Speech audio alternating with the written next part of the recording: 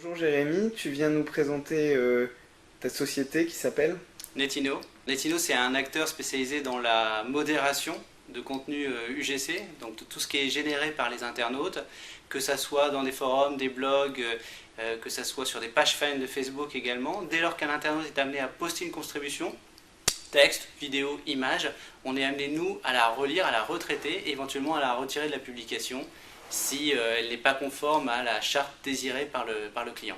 On est là pour vérifier que les propos tenus sont conformes à l'image de marque que souhaite garder le client. Grosso modo, vous allez sur le site de, peu importe, Le Monde, Nouvel Obs, M6, peu importe, ces gens-là vous invitent à participer sur leur site, à contribuer, mais il y a quelques règles de bienséance à avoir en tête, pas d'agressivité, pas de propos racistes, pas de propos diffamatoires et autres débordements qu'on peut imaginer. Nous, on est là pour retirer de la publication les propos qui seraient en contradiction avec cette charte, de telle sorte que tous les internautes puissent continuer à dialoguer entre eux sans être importunés par ce qu'on appelle communément des trolls ou d'autres personnes qui très rapidement peuvent polluer la qualité du dialogue. C'est toujours un humain qui, in fine, donne un verdict, savoir si le message reste en ligne ou s'il doit être retiré de la publication. Maintenant, quand on traite des millions de contributions par mois, il faut un outil informatique qu'on a développé en interne via mon associé, Jean-Marc Croyer, qui est là pour donner un score à chaque message, une priorisation à chaque message. On va très concrètement détecter certains mots-clés ou certaines combinaisons de mots-clés dont on sait qu'il y a plus de risques qu'ils soient liés à des débordements, des propos racistes notamment, que d'autres. On va aussi donner un score à certains utilisateurs.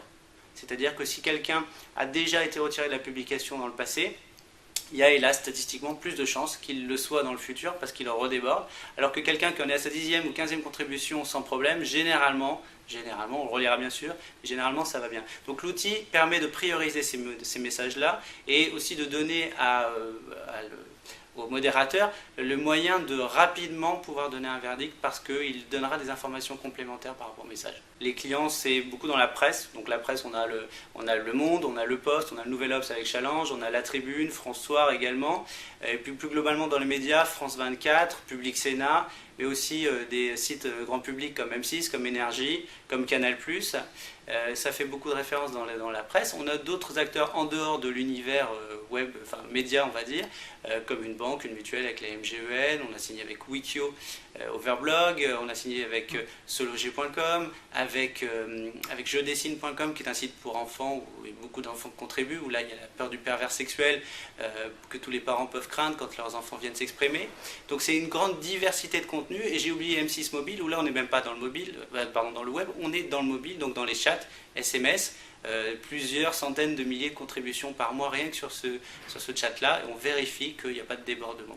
Donc nos modérateurs qui sont un petit peu partout dans le monde sont là pour s'adapter au contenu qu'ils lisent. C'est concrètement pas le même modérateur quand on modère La Tribune que quand on modère M6 Mobile. Dans un cas, un contenu économique, dans l'autre, c'est du chat SMS, c'est pratiquement pas la même langue. Et en plus de ça, on modère dans des langues étrangères, comme l'anglais, l'allemand, l'espagnol, l'italien, l'arabe aussi pour France 24 notamment. Nous, de notre côté, on ne veut pas tomber dans la censure. On n'est pas des censeurs, même si on peut nous accuser de l'être.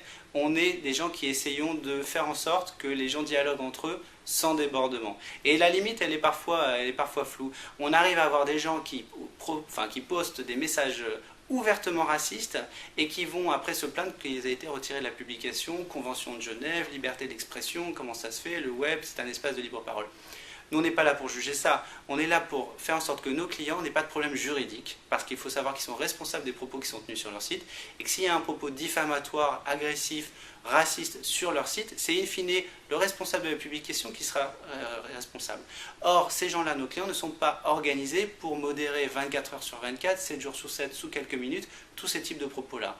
Et c'est là où nous, on intervient, puisqu'on a cette organisation qui nous permet de faire du 3x8, et qui permet, in fine, que ces propos-là soient retirés.